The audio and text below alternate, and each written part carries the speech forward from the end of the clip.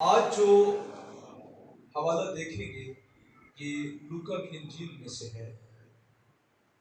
میرے ساتھ لوکا کی انجیل کو کھولیں، اس کا 15واں باب۔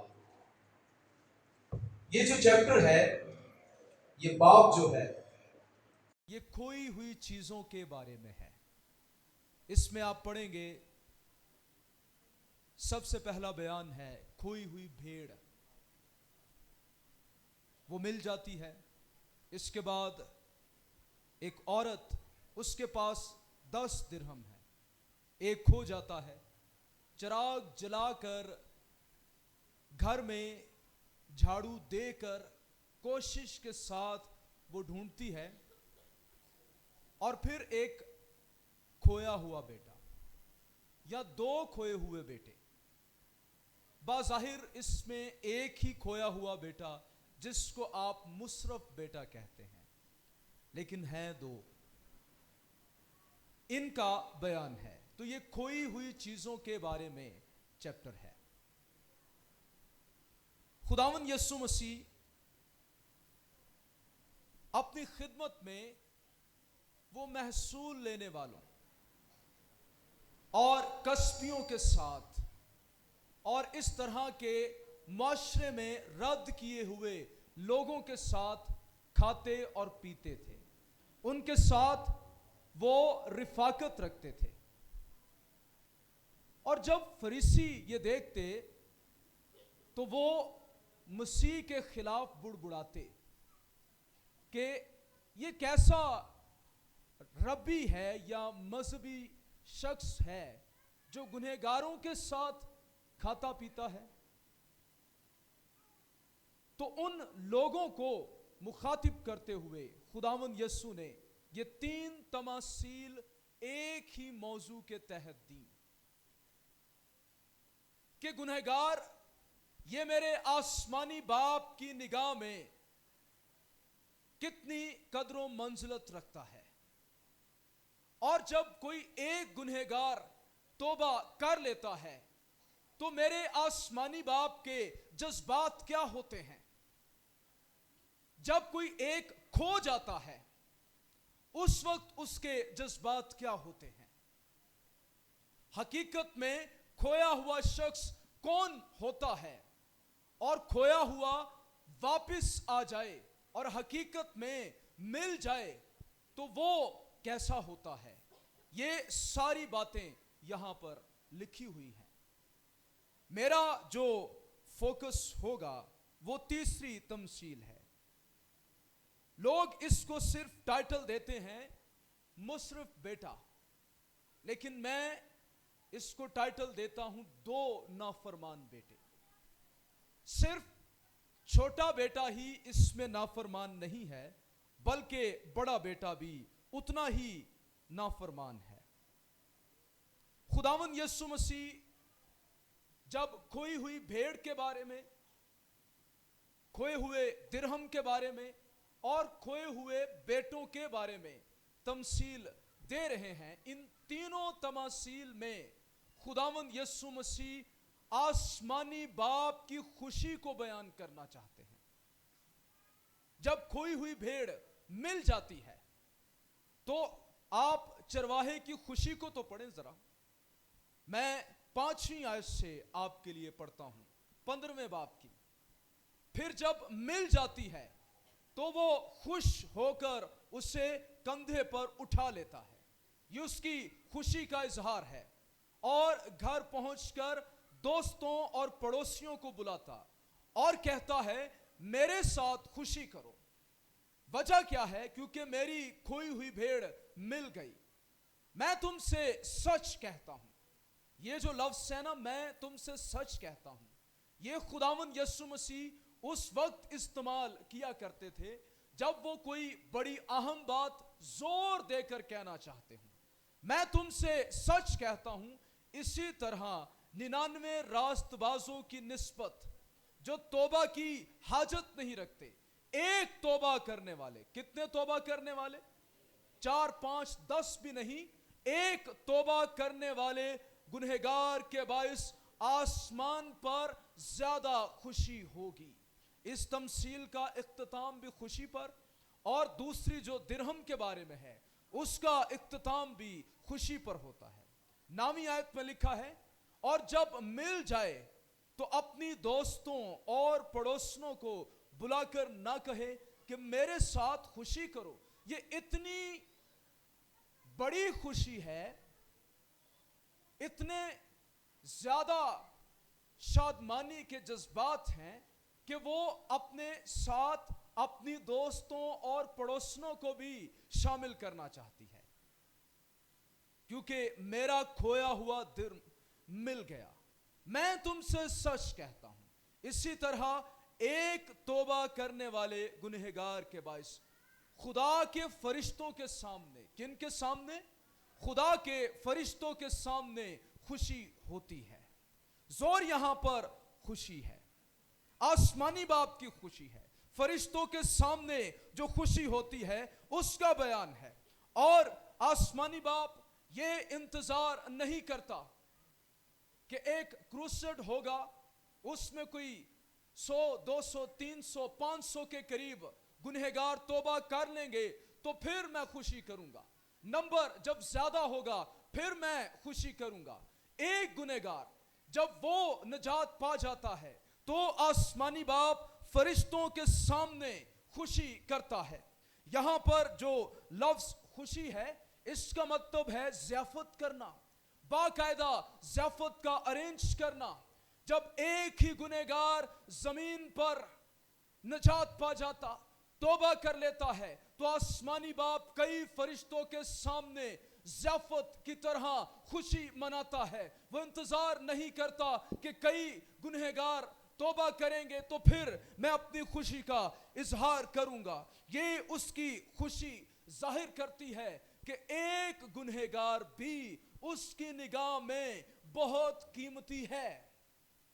ایک خادم نے ایک مرتبہ یہ کہا تھا کہ اگر اس زمین پر ایک گنہگار بھی ہوتا تو آسمانی باپ اس گنہگار کے لیے بھی اپنا اکلوتا بیٹا بھیج دیتا۔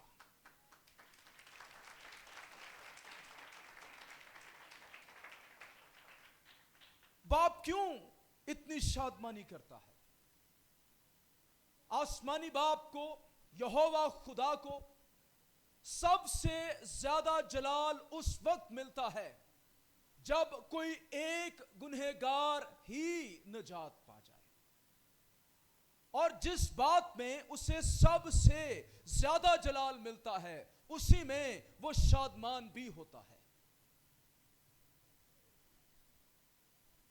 اگر خدا قادر مطلق مہیا کرنے والا، شفا دینے والا ہوتا اور بہت کچھ کر لیتا، اور اگر وہ نجات نہ دے پاتا، اگر وہ ہمیں گناہ سے چھٹکارا نہ دلا پاتا، اگر وہ ہمیں جہنم سے نہ بچا پاتا، تو وہ نجات دہندہ نہ ہوتا، وہ نجات دینے والا خدا نہ ہوتا، یہاں تک کہ میں اس کو اپنا خدا نہ مانتا۔ میں اسی کو خدا مانوں گا جو نجات دے سکتا ہے۔ یہ وہ بڑا کام ہے جو کوئی اور نہیں کر سکتا، یہ مشکل ترین کام ہے۔ گناہ ایک بہت بڑا مسئلہ تھا۔ خدا کی قدرت کی بھرپوری، وہ کتنا قادر ہے، وہ کتنا باحکمت ہے، وہ کتنا محبت کرنے والا ہے، وہ کتنا رحیم ہے، یہ ساری باتیں گنہگار کی نجات میں آپ کو ملیں گی۔ یہ چھوٹا کام نہیں ہے۔ ایک گنہگار جو پیدا ہوتے ہی خدا کے قہر کے نیچے ہوتا ہے، جس کی ڈیسٹینیشن، جس کی منزل جہنم ہے، جس کے لیے کوئی نجات کا راہ نہیں ہے، اس کو جب نجات مل جاتی ہے، خدا اس کو جب نجات دے دیتا ہے، تو اس سے بڑی اور اس کی اور قدرت نہیں ہو سکتی ہے۔ اس لیے اسے اس بات میں سب سے زیادہ جلال ملتا ہے۔ 2 بیٹے ہیں، ایک بیٹا چھوٹا، وہ اپنے باپ کو کہتا ہے، اے باپ، مال کا جو حصہ مجھ کو پہنچتا ہے مجھے دے دے۔ اس نے اپنا مال و متاع اکٹھا کیا, باپ نے بانٹ دیا. بہت دن نہ گزرے, وہ دور دراز ملک میں چلا جاتا ہے اور اپنا سارا مال وہاں پر خرچ کر دیتا ہے. کنگال ہو جاتا ہے. جب کچھ پاس نہیں ہے, بہت ہی برے حالات ہو گئے ہیں, سوروں کے پاس ان کے درمیان جا پڑا ہے. ہوش آتی ہے ایک دن, میرے باپ کے گھر میں تو نوکر بھی بڑی افراد کے ساتھ روٹی کھاتے ہیں, میں یہاں کیوں بھوکا ہوں, میں اپنے باپ کے گھر واپس جاؤں گا. آتا ہے, باپ اسے گلے لگا لیتا ہے, ضیافت کرتا ہے. بڑا بھائی کہتا ہے میرے لیے کبھی تو نے نہیں کیا, یہ جو کھویا ہوا تھا, جو نافرمان ہے, جو تجھے چھوڑ کر چلا گیا, اس کے لیے تو سب کچھ کر رہا ہے. اور باپ وہاں پر جو الفاظ بولتا ہے, یہ جو کھویا ہوا تھا مل گیا ہے, خوشی کرنا بنتا ہے. میں اس تمثیل کو بپتسمہ کے موقع پر کیوں سنا رہا؟ پاسبانی خدمت میں میرا یہ تجربہ رہا ہے. اکثر میں نے 30 لوگوں کو بپتسمے دیے, 35 لوگوں کو دیے, کئی بار 50 اور اس سے بھی اوپر. سال میں 2-3 مرتبہ دیے. لیکن ہوتا یوں تھا جیسے گدھے کے سر سے سینگ غائب ہوتا ہے, ایسے بپتسمہ لے کر لوگ غائب ہو جاتے. پہلے تو چرچ آتے رہتے, بعد میں غائب ہو جاتے. میں سمجھتا مجھ سے کوئی غلطی ہو گئی ہے, لیکن بعد میں مجھے سمجھ یہ آتی, انہوں نے جو بپتسمہ لیا ہے, ان میں, ان کی روح میں کوئی نجات کا کام نہیں ہوا تھا. ان کو سمجھ ہی نہیں ہے کہ نجات ہوتی کیا ہے. اکثر انہوں نے بپتسمہ کسی کے کہنے پر لے لیا ہوتا, بپتسمہ لے لو, نجات پا جاؤ گے, توبہ کر لو. کوئی پیچھے چڑھا رہا, تنگ آ کر اچھا چلو ٹھیک ہے لے لیتے ہیں. اکثر ان کے ذہن میں یہ ہوتا بپتسمہ لیں گے تو نجات مل جائے گی. بہت ساری ایسی باتیں ان کے ذہن میں ہوتی. لیکن جو روح القدس کا کام ہے, نئی پیدائش کا کام ہے, وہ ان میں نہیں ہوا ہوتا تھا. پھر میں نے یہ اصول بنایا اپنی کلیسیا میں. میں نے ایک فارم تیار کیا, رابطہ نمبر اس میں, بہت ساری چیزیں, اور ساتھ میں نجات کی گواہی لیتا. اگر وہ بیان نہیں کر سکتا مجھے لکھا ہوا دے, نیچے اس کے سائن ہوتے, میں اس گواہی کی جانچ پڑتال کرتا. اور اگر آخری دن, بپتسمہ والے دن بھی مجھے اس میں کوئی کمی بیشی نظر آتی تو میں اسے بپتسمہ نہیں دیا کرتا تھا. آج غور کر لیجئے گا, آپ بپتسمہ لینے جا رہے ہیں, کیا سچ میں اندر کوئی کام ہوا ہے کہ ابھی بھی تو کھویا ہوا ہے؟ کہیں ایسا نہ ہو پہلے تو سکا گناہگار, بعدو تو گلا گناہگار, لیکن روے تو گناہگار. بپتسمہ لینے سے نجات نہیں ملے گی. میں پیغام کے شروع میں یہ واضح کر دینا چاہتا ہوں, بپتسمہ کا مطلب ہوتا ہے دفن کر دینا کسی کو. تو اگر کسی کو زندہ دفن کر دیں تو کیا ہوگا؟ اس کا دم گھٹ جائے گا, وہ مر جائے گا. انہوں تو نہیں ہے میں بپتسمہ لے لیا, میں پگت, میں ایماندار, میں نجات یافتہ, ہون منو توبہ کرن دی کوئی ضرورت نہیں, ہو گیا نا ہلاک. ایسے نہیں ہونا چاہیے, یہ درست نہیں ہے. آج میری اپیل ہے آپ سے, غور کر لیجئے گا کہ میں بپتسمہ لینے کے لیے تیار بھی ہوں یا نہیں. کہیں میں ابھی بھی تو باپ سے بہت دور نہیں, کوئی ناتا رشتہ بنا ہے یا نہیں. جب میں مصرف بیٹے کے بارے میں بتاؤں تو اس میں اپنے آپ کو رکھیے گا, دیکھیے گا میں کہاں پر ہوں. یہ کہتا ہے سارا مال مجھے دے دے. یہ بڑی شرمناک بات ہوتی, یہ باپ کی عزت اور اختیار کو خطرے میں ڈالنے والی بات ہوتی. یہ جو ہمارا مشرقی کلچر ہے, اس میں اگر بیٹا, اس وقت کی بات کر رہا ہوں, باپ کے جیتے جی اپنا حصہ مانگتا تو یہ بڑی شرم کی بات ہوتی تھی. جب بیٹا حصہ مانگتا تو وہ یہی کچھ کہہ رہا ہوتا کہ کاش میرا باپ مر جائے اور اس کے مرنے کے بعد جو ملنا ہے سب کچھ وہ مجھے مل جائے. میں انتظار نہیں کر سکتا, مجھے اس کا زندہ رہنا برداشت نہیں ہو پا رہا. میں چاہتا ہوں کہ میں خود مختار زندگی گزاروں, جو میں چاہتا ہوں وہ میں کروں, باپ کا اختیار مجھ پر نہ ہو. ہر گنہگار کی یہ خواہش ہوتی ہے. کوئی منو پوچھن والا میں کسی نو دسا نہ, جیسے میں چاہتا ہوں ویسے میں زندگی گزاروں. اور جب ایسا ہوتا تو باپ کی عزت خطرے میں پڑ جاتی. ایسے میں باپ کی طرف سے یہ توقع کی جاتی کہ وہ اپنے بیٹے کو تھپڑ مارے, اس کو کوڑے لگوائے, سزا دے, تاکہ اس کی عزت اور اختیار محفوظ رہیں, برقرار رہیں. لیکن یہاں پر دیکھیں, اس تمثیل میں باپ کوئی سزا نہیں دیتا. اپنی عزت کو محفوظ کرنے کے لیے وہ کوئی ایکٹ نہیں کرتا. جو کچھ مانگا جا رہا ہے وہ دے رہا ہے. ہم آزاد مرضی ہے نا, خدا زبردستی نہیں کرے گا. ویخ لیا جے کسی نے تانوں زبردستی تو نہیں بپتسمہ لین لے کے, خدا ایسا نہیں چاہتا. خدا پکڑ پکڑ کے, پنجابی چ ایک کہاوت ہے, بنے بانس کدی کم نہیں ہوندے, جنہاں نو سہارا دے دے کے کھلاریے نا وہ چل چرچ جاندہ کیوں نہیں, بائبل کیوں نہیں پڑھتا, یہ کام ٹھیک نہیں ہے, اس کو چھوڑ دے, یہ نہ کر وہ نہ کر. تو انسان کی فطرت ہے, جس سے منع کریں وہ وہی کچھ کرتا ہے. منع نہیں کیا, دے دیا. بڑا بیٹا بھی گھر میں ہے. اب بڑے بیٹے کو دیکھیے گا, اس وقت میں اور آج بھی بڑے بیٹے وہ باپ کی عزت کے محافظ ہوتے, چھوٹے بھائیوں کو بے وقوفیوں سے باز رکھتے, سمجھاتے ان کو. لیکن یہاں پر بڑا بھائی نظر بھی نہیں آ رہا, رڑکیا بھی نہیں کتلے ہے وے کہ نہیں ہے, اس کا پتہ ہی نہیں ہے کہ وہ کہاں پر ہے.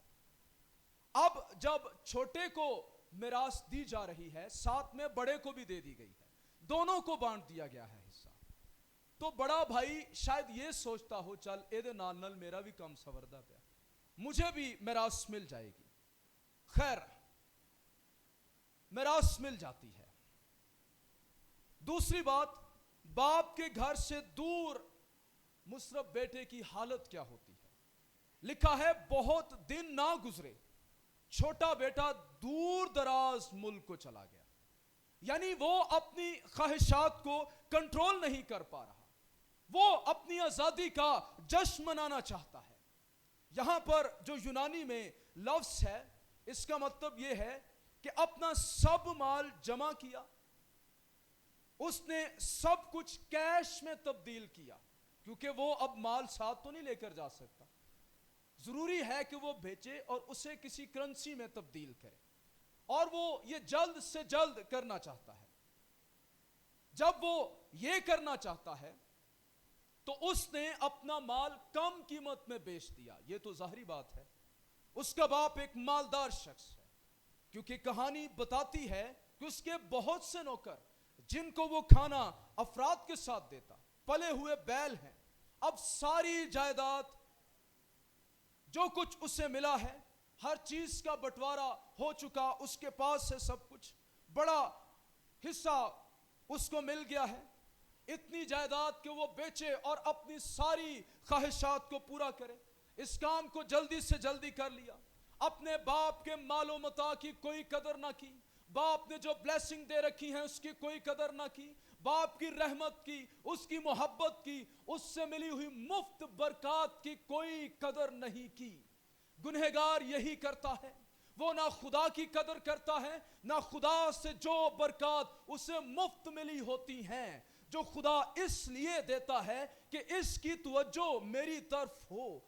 کاش یہ غور کرے کہ اس کا وجود میری مرضی سے ہے, اس کی سانسیں میری مرضی سے ہیں. کاش یہ غور کرے کہ اگر آج میں زندہ ہوں تو آسمانی باپ, آسمان کے خدا کی وجہ سے ہوں, کھانے کو ملتا ہے, لنجا لنگڑا نہیں ہوں, बहरा अंधा नहीं हूं, देख सकता हूं, सुन सकता हूं, बोल सकता हूं, सब कुछ कर सकता हूं। ये सारी ब्लेसिंग्स उसने दी हैं, लेकिन मैं बेच रहा हूं, मैं गुनाह को बेच रहा हूं, मैं शैतान को बेच रहा हूं।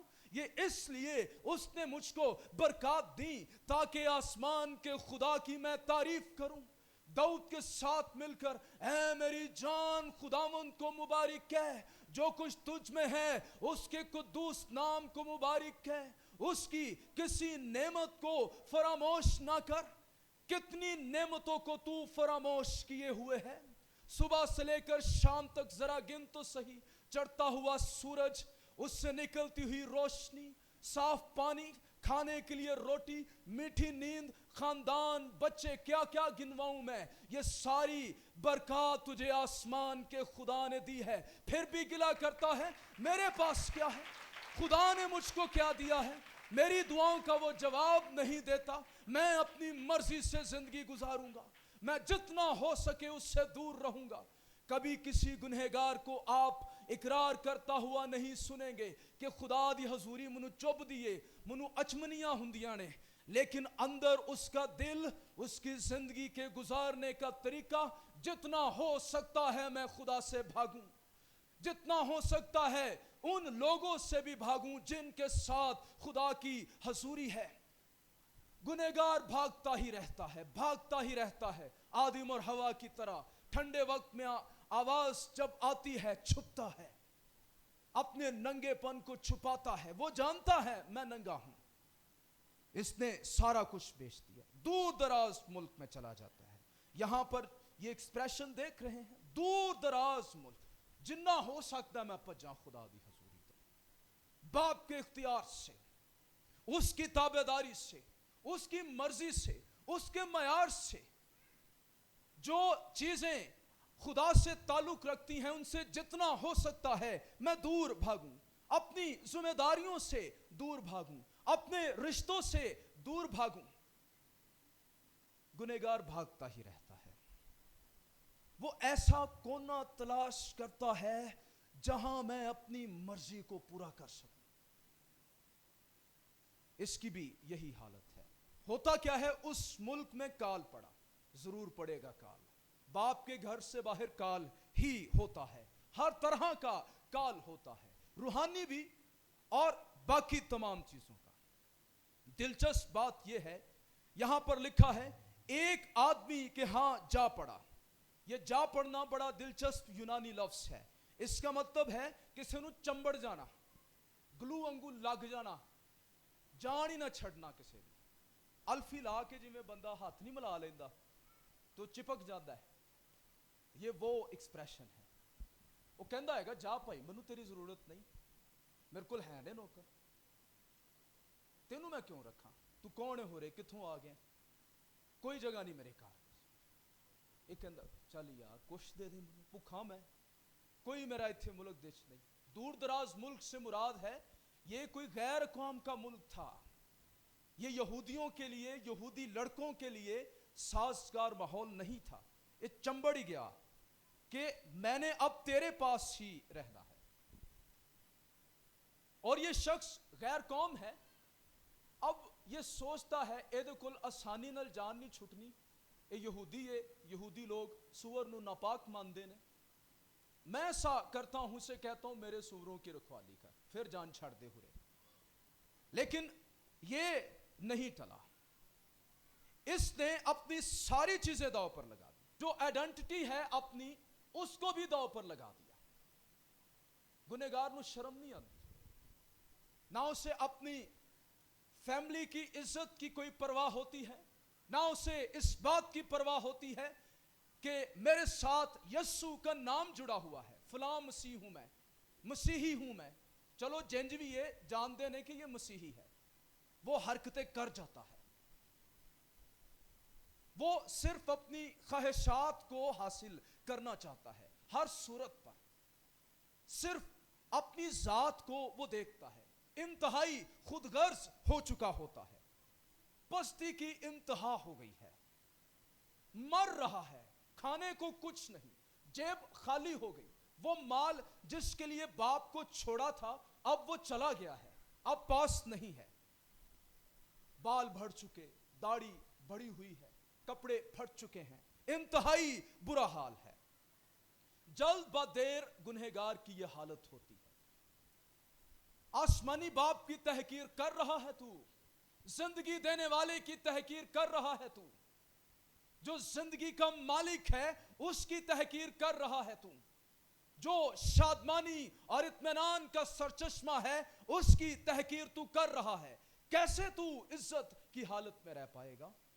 اب اس میں اتنی بھی طاقت باقی نہیں رہی کہ سوروں سے لڑ کر، انہیں پیچھے ہٹا کر ان سے کھانا لے لے۔ وہ پھلیاں جو کھاتے تھے ان کو کھانے کی یہ خواہش رکھتا تھا۔ یہ جو لفظ خواہش ہے، لونگنگ، بڑا بھوکا شخص، یہ بھی اس کو نصیب نہیں ہو پا رہی۔ گنہگار آزاد ہے، اس کو چھوڑ دیتا ہے، وہ خود انتخاب کرتا ہے، اور اپنے انتخابات، اپنے فیصلہ جات کی وجہ سے پھر وہ ایسی حالت میں پڑتا ہے۔ گناہ یہ نوبت لے آتا ہے، کمزور، لاچار، مایوس۔ گناہ کیا ہے؟ اگر آپ یہ سوال کریں، گناہ خدا سے بھاگنا ہے، اس کے اختیار اور مرضی سے دور بھاگنا ہے، اس سے بھاگنا ہے۔ یہ خدا کو بے عزت کرنا ہے، اس کو رد کرنا ہے۔ کتنی بری بات ہے کہ اس کی ہی دی ہوئی نعمتوں کو اس سے دور ہو کر اپنی خواہشات کو پورا کرنے کے لیے استعمال کرنا۔ گناہ بڑا دلکش محسوس ہوتا ہے، لیکن وہ گنہگار کا یہی حال کر دیتا ہے جو اس وقت مصرف بیٹے کا ہے۔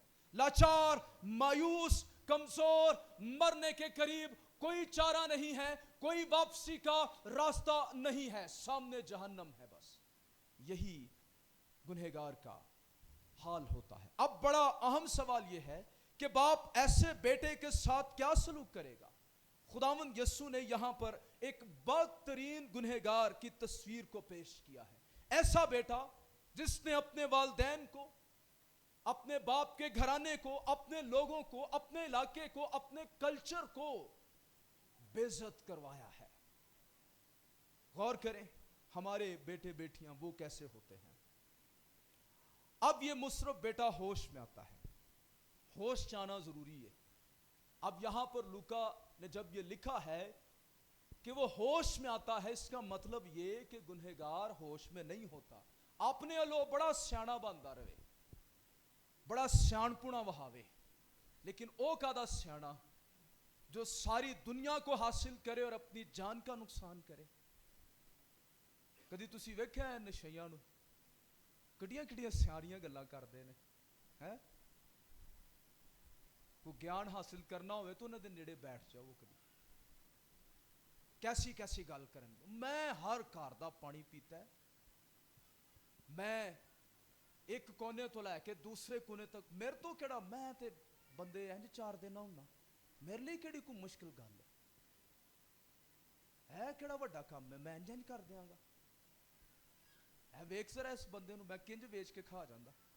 یہ شہاریاں چلاکیاں ہیں، اپنے لو بڑا سیانا بندے نے، لیکن تینوں پتہ نہیں کہ اے سیان پونا تینوں سب تو وڈی بیوقوفی جہنم ول لے کے جا رہا ہے۔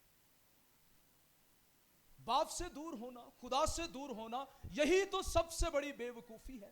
احمق نے اپنے دل میں کہا کوئی خدا نہیں ہے، ایسے زندگی گزارنا کہ جیسے کوئی منصف نہیں ہے، موت کے بعد کوئی زندگی نہیں ہے، انج آکڑ آکڑ کے زمین تے ٹرنا کہ کدی دے تھلے نہیں جانا، یہ بے وقوفی ہی تو ہے۔ منو کو چھیڑ کے تو ویکھے ہاں والا، میں ویکھی اٹھ دا جواب پتھر نل دیاں گا، تو ویکھ تسیت نل میں کردہ کی۔ یہ بے وقوفیاں ہیں، یہی تو گنہگار ہونا ہوتا ہے۔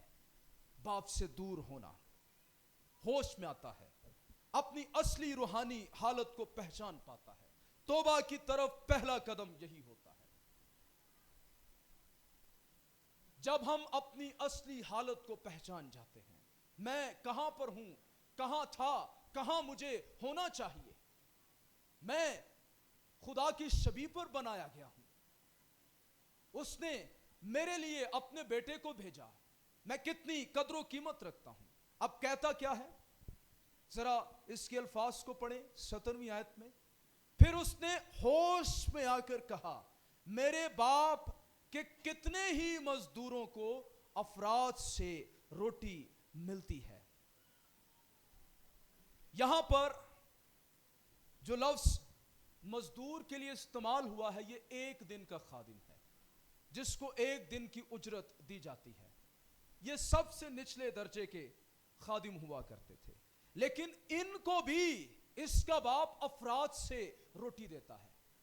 کتنے ہی مزدوروں کو, یعنی یہ ضرورت سے زیادہ مزدور رکھ لیتا تاکہ جو بے روزگار ہیں ان کو بھی کھانا مل سکے. تو یہ ایک سخاوتی بڑے دل والا شخص ہے. اب اسے اپنے باپ کی سخاوت دلی, اس کا رحم, اس کا دینا, افراد کے ساتھ دینا یاد آ رہا ہے. پہلے اس کو باپ کی کوئی قدر نہیں تھی.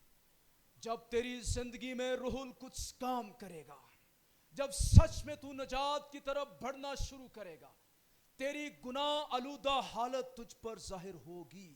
تو کتنا گندا غلیظ ہے, تو کتنے بڑے گناہ خدا کو رد کر کے, اس کو رنجیدہ کر کے کر رہا تھا. میں نے کئی لوگوں کا حال سنا, جب ان کو نجات ملی ساری ساری رات وہ روتے رہے, اپنے گناہوں کا اقرار کرتے رہے. چارلس فنی ایک بہت بڑا ریوائولسٹ تھا. جب اس کے وسیلے سے علاقوں میں ریوائول آتا, لوگ عبادات میں چرائی ہوئی چیزیں لے آتے. ایک پین کسی نے چوری کیا, لا رکھا, میں نے یہ گناہ کیا, آنسو بہا بہا کر اقرار کرتے. میں نے یہ جھوٹ بولا, آنسو بہا بہا کر اقرار کرتے. 1906 میں جان ہائیڈ سیالکوٹ میں, جب سیالکوٹ کنونشن کا آغاز ہوا, پہلی وہاں پر عبادت ہوئی. دعا کے بوجھ سے بھرا ہوا خدا کی حضوری میں وقت گزار کر جان ہائیڈ جب لوگوں کے درمیان آیا تو اس نے آسمان کی طرف نگاہ کر کے صرف ایک ہی جملہ بولا, اے میرے آسمانی باپ. روح القدس بڑی قدرت کے ساتھ نازل ہوا.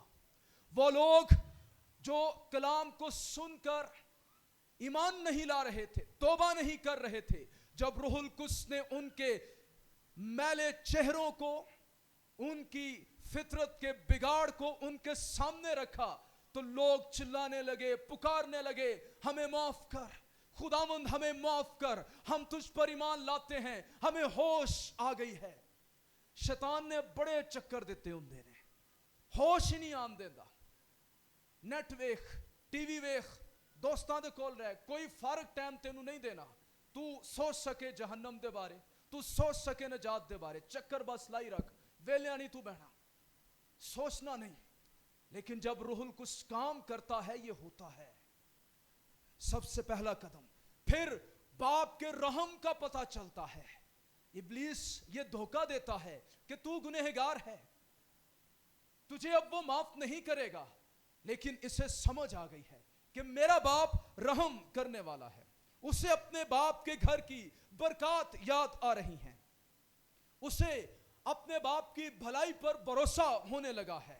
اب وہ سوچ رہا ہے, میں اپنے باپ کے پاس جاؤں گا, اس کی رحمت اور بھلائی پر بھروسہ کرتے ہوئے اس سے کہوں گا, اے باپ, میں آسمان کا اور تیری نظر میں گنہگار ہوں, اب اس لائق نہیں رہا کہ تیرا بیٹا کہلاؤں, مجھے اپنے مزدوروں جیسا کر لے.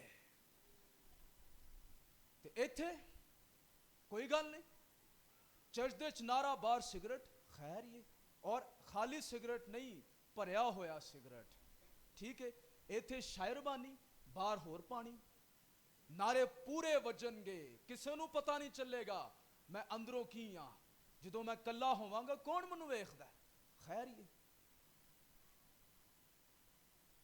گنہگار میں شرم نہیں ہوتی, حیا نہیں ہوتی اس پہ, اس کا ضمیر وہ روشن نہیں رہتا جو خدا کا چراغ ہے, اسے ملامت نہیں ہوتی میں کیا کر رہا ہوں, کس راہ پر جا رہا ہوں. لیکن جب ہوش آ جاتی ہے یہ ہوتا ہے جو اس کے ساتھ ہو رہا ہے. ہوش آئی کہ نہیں؟ سوچ لینا. ہوش تو بغیر بپتسمہ نہ لینا. یہ ہوش آنا ضروری ہے. کتے بے ہوشی ساری زندگی نہ پھر دے رہی ہے تے انج ڈگنا پئیے جہنم دے وچ. ڈگنا بھی کتے سوکھی جگہ چ نہیں، سیدھا پھر جہنم دے وچ. کئیاں نے انج جانا، پھر اوتھے ہوش آ رہے ہیں میں جہنم دے وچ، میں تے گرجے بھی جاندا رہیا، میں تے 40 روزے بھی رکھے، تو میں بپتسمہ بھی لیا ہویا سی. کتھے گل رہ گئی؟ بھائی تیرے اندروں گل رہ گئی ہے. کوئی باپ دے نال رشتہ نہیں سی. ہوش تے تینوں کدی آئی ہوئی نہیں سی. ہون ہوش آئی ہے تینوں تے ہون فائدہ کی؟ آئی نہ ہوش امیر آدمی نو، کہن لگا خداوند مینوں کڈ لے اتھوں. چل مینوں نہیں کڈ سکدا، اندروں دل تو دے ہی کردا سی، لیکن انہیں آکھیا نا میرے بھراواں نو تو بچا لے. تے ابراہیم نے کی کیا؟ ہون ٹائم لنگ گیا ہے، اچھے دن تو ویکھ لے نے، کنیاں برکتاں تین دتیاں. کدی سوچیا؟ کدی ہوش آئی تینوں؟ کدی بھی نہیں آئی. گنہگار پتہ نہیں کیا یسوع کو سمجھتا ہے. کیا یسوع کوئی ڈکٹیٹر ہے؟ ہاں؟ کیا وہ کرے گا؟ یہ ابلیس نے غلط خیالات ڈالے ہوتے ہیں. بپتسمہ لے لیا تے تو تیر انگو سدھیا رہنا ہے، سجے کھبے نہیں جانا، کوئی گناہ تیرے کو نہیں ہونا. نہ لے لے یار، حالے نہ لے بپتسمہ. یہ سارے اس کے جھوٹ ہیں. خیر اس کو ہوش آ گئی ہے، اب یہ اپنے باپ کا سامنا کرنے کے لیے تیار ہے. اس وقت یہ بڑی بات ہوتی تھی جب کھویا ہوا بیٹا، جس کو مصرف بیٹا ہم کہتے ہیں، یا اس طرح کا کوئی بیٹا اپنے باپ کو رد کر کے چلا جاتا اور واپس آتا تو یہ چھوٹی بات نہیں ہوتی تھی. وہ اپنے بڑے بھائی کا سامنا کرنے کے لیے تیار ہے، وہ سزا کو قبول کرنے کے لیے تیار ہے، وہ اپنے گاؤں کے لوگوں کا سامنا کرنے کے لیے تیار ہے، وہ خاندان کے سب لوگوں کا سامنا کرنے جا رہا ہے. اس وقت ایسے بیٹے کی سزا موت ہوا کرتی تھی. پتھروں کے ساتھ اسے سنسار کر دیا جاتا تھا. باپ کو بیچ میں آنے ہی نہیں دیا جاتا تھا. اگر کوئی باپ کو بے عزت کرتا تو اس کو دگنا بے عزت کیا جاتا، ننگا کر دیا جاتا، اور اسی حالت میں اسے ہلاک کر دیا جاتا.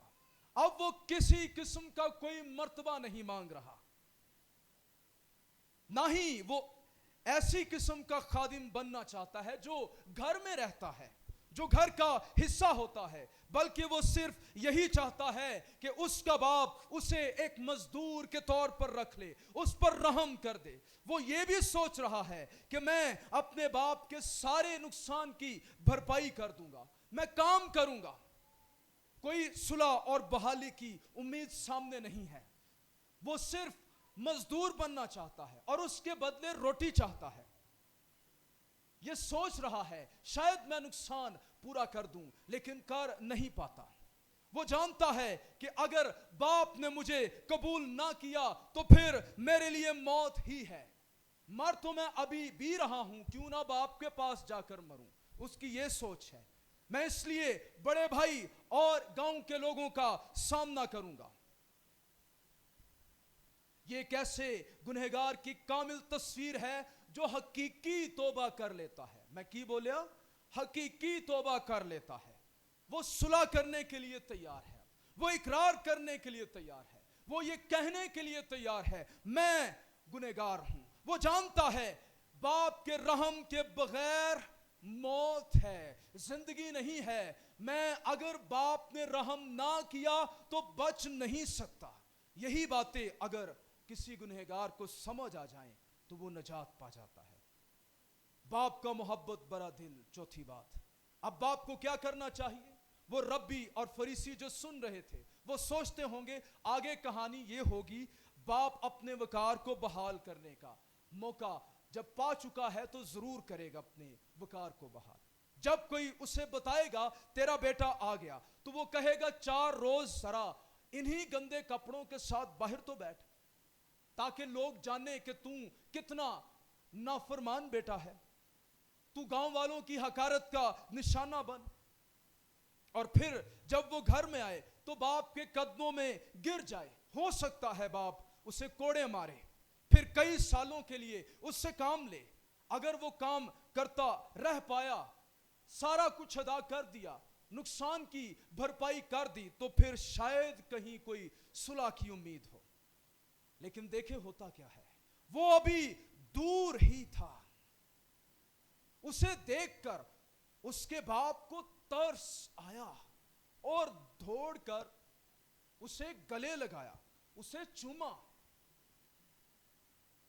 सुनने वाले सोचते होंगे ये बाप तो अपने बेटे से भी ज्यादा बेवकूफ है, अब इसके पास मौका लेकिन इस्तेमाल नहीं किया। जब लिखा है वो दूर से देखकर, तो इसका मतलब है वो रोज इंतजार किया करता था अपने बेटे का कि आज आ जाए, शायद आज वापस आ जाए। ये जो तरस है ना, पंजाबी में हम कहते हैं आंद्रा नु हाथ पैना, ये वो वाला तरस है। अपने बेटे को देखकर उदियां आंद्रा नु हाथ पिया कि ये मेरा वही बेटा है। इसका वकार सब जाता रहा, ये तो पहचाना नहीं जा रहा। मैं चाहता हूं रूहुल कुद्स आपकी जिंदगियों में इस घड़ी काम करे। मेरी आसमानी बाप से ये दुआ है। दूर से जब बाप ने देखा एक शख्स दिखाई दिया, बड़े बड़े उसके बाल, दाढ़ी बढ़ी हुई है, कपड़े फटे हुए हैं। अरे ये तो मेरा बेटा है। कोई उसे पहचान नहीं पाया। बाप की मोहब्बत करने वाली नजरों ने उसे पहचान लिया, तरस से भर गया। ये वही बेटा जिसको मैंने जन्म दिया, ये वही गुनहगार इंसान जिसको मैंने पैदा किया, जिसको मैंने अपनी छवि पर पैदा किया। गुनाह ने इसकी हालत बिगाड़ दी, लेकिन मैं इसको देख सकता हूं। इसकी प्रेशियस सोल, इसके अंदर जो रूह है, उसकी कदर कीमत मैं जानता हूं। मैं जानता हूं ये वो गुनहगार है जिसका नाम बनाए आलम से पेशतर मैं किताबे हयात में लिख चुका हूं। इसे मैंने चुना है, ये तो बरगुजीदा शख्स है। जब दूर से देखा, अपना जामा उठा लिया। ये खास जामा बुजुर्गों के लिए होता था, बड़ी उम्र के लोगों के लिए। और बड़ी उम्र का शख्स वो पांव से नीचे तक जामा बनवाता ताकि उसका कोई अंग नंगा दिखाई ना दे। बड़ी उम्र का शख्स भागता नहीं था, कभी वो यहां पिंडलियों से ऊपर अपने लिबास को लाता नहीं था। जब अपने बेटे को देखा, तमाम कल्चर की बातों को भूल गया, लोगों की नजरों की परवाह ना रही। दिल में आया, अगर मैं पहले ना गया, गांव के लोग इसे जालेंगे। अगर मैंने इसे बाहों में ना लिया, लोग पथराव शुरू कर देंगे, इसको संसार कर दिया जाएगा। भागता ही गया, भागता ही गया, जामा हाथ में है। और जब पहुंचा पास, कोई उससे पूछताछ नहीं की, फौरन गले से लगा लिया। जो यहां पर यूनानी तासुर है, इसका मतलब है गले लगाकर चूमता रहा। कभी माथा चूमा, कभी सर चूमा, कभी आंखें चूमी, और उसे बार बार गले लगाकर जिਵੇਂ कोई दरेवा लांदा है, इस तरह से वो करता रहा। जब गुनहगार नजात पाता है, ऐसी हजूरी उसकी जिंदगी में आती है। उसके दिल में खुदा का इत्मीनान आ जाता है, कोई कमी उसमें पूरी हो जाती है, आसमानी बाप के साथ मिलाप हो जाता है, उसका दिल सुकून पा जाता है, वो आवारा नहीं रहता। क्या कभी आसमान के खुदा की बाहों में आने का तजुर्बा हुआ तुझे? क्या कभी उसके चूमने का तजुर्बा तेरी जिंदगी में हुआ? कभी उसकी मोहब्बत का इजहार शख्सी तौर पर तूने अपनी जिंदगी में देखा? अगर ये तजुर्बा नहीं हुआ तो बपतिस्मा ना लेना, इस तजुर्बे का तू उससे दरख्वास्त गुजार हो। मान जा मैं कौन हूं, बाप के घर की तरफ लौट, वो तुझे पथराव से बचा लेगा, वो तुझे गुनाह की सजा से बचा लेगा। यहां पर पिक्चर जो हम गुड फ्राइडे मनाने वाले हैं, उसकी भी नजर आती है। कुछ मुफस्सिरीन ये भी कहते हैं कि फलस्तीन के जो रास्ते होते वो पथरीले होते, जूती के बगैर जाना मुश्किल होता। تو جب باپ بھاگا تو اس کے پاؤں بھی زخمی کہیں ہو گئے ہوں گے. وہ تجھے گناہ کی سزا سے بچانے کے لیے کہاں سے بھاگا اور صلیب پر چڑھ گیا تاکہ تیری زندگی میں نجات آ جائے, تو بچ جائے.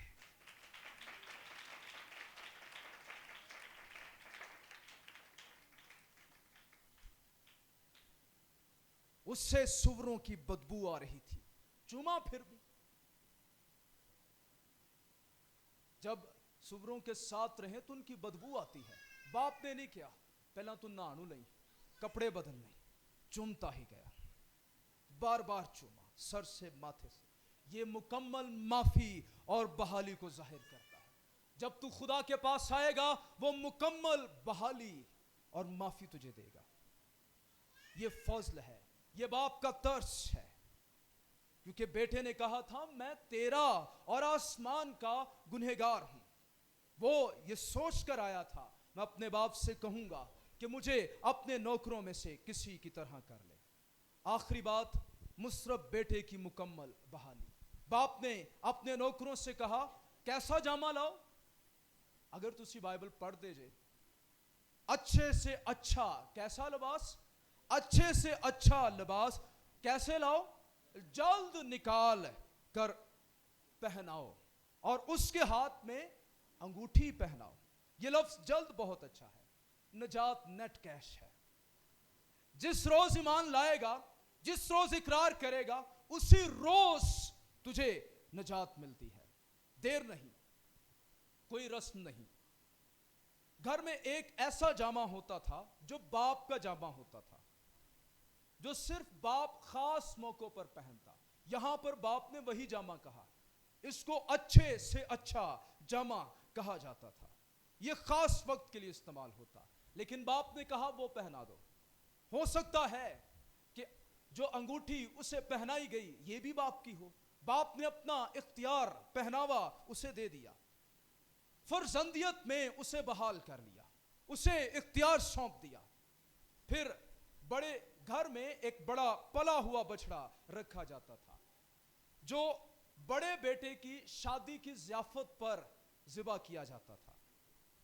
اور باپ نے یہاں پر کیا لفظ استعمال کیا, پلا ہوا بچڑا لاؤ. او جڑا سی تیار کر رہے ہیں جو بڑے بیٹے کی شادی کی ضیافت کے لیے ہے, او لاؤ.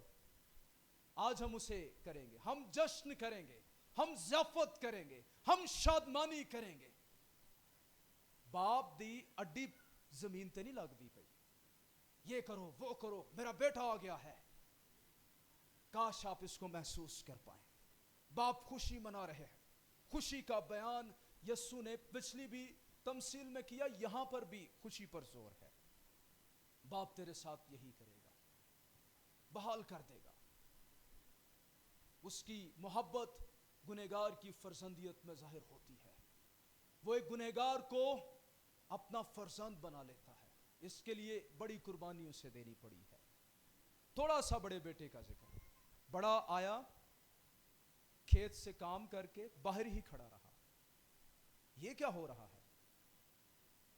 اس طرح کی ضیافت کا اہتمام بڑے بیٹے کی ذمہ داری ہوتی, لیکن باپ نے کوئی پیغام اسے نہیں بھیجا, نہ ہی اسے ضیافت کے بارے میں کچھ بتایا.